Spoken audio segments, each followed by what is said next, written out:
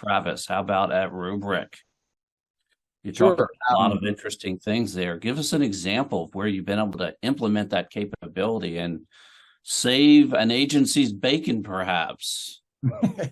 Sure. But yeah, just quick reaction to Lynette and Hamant's comments. Driving the proactive part of cybersecurity, I think I'm sure they can attest to as well. But in my government days, sometimes being a technologist, but some of the biggest challenges are the non-technical challenges. So like what the VA is trying to do culturally and shift the mindset for continuous improvement, breaking down silos and moving beyond compliance. I mean, that was probably my top three things every day in my government days trying to do. So the fact they're having success at huge scale as a taxpayer makes me very happy.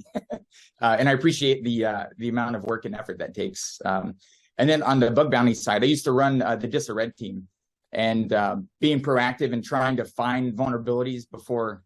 I also used to help stand up the early days of flyaway incident response teams in the department.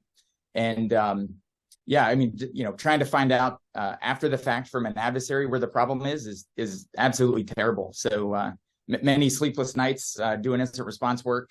So trying to do that proactively at scale is definitely a much better way to go. So kudos for shifting some of that focus beyond compliance and trying to do things working smarter, not harder. So yeah, from our perspective, Rubrik is gaining tremendous traction in the commercial space.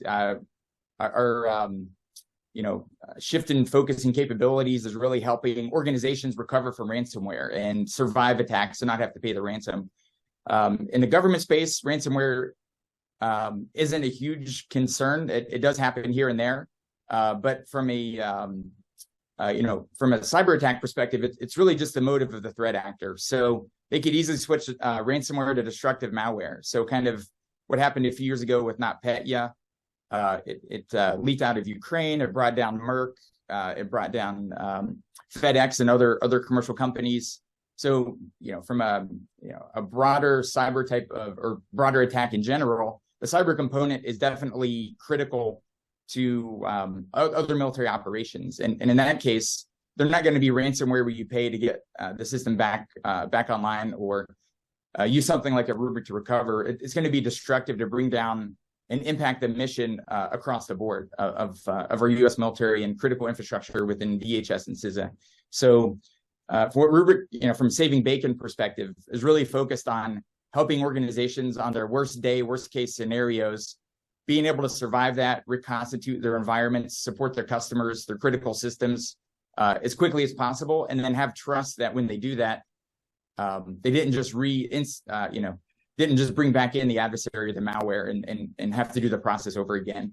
And then obviously, your customers, your constituents lose trust in the system and the processes. So that's where Rubrik is really focused, is trying to minimize and make your worst case scenarios less impactful and build confidence and maintain confidence in your operations.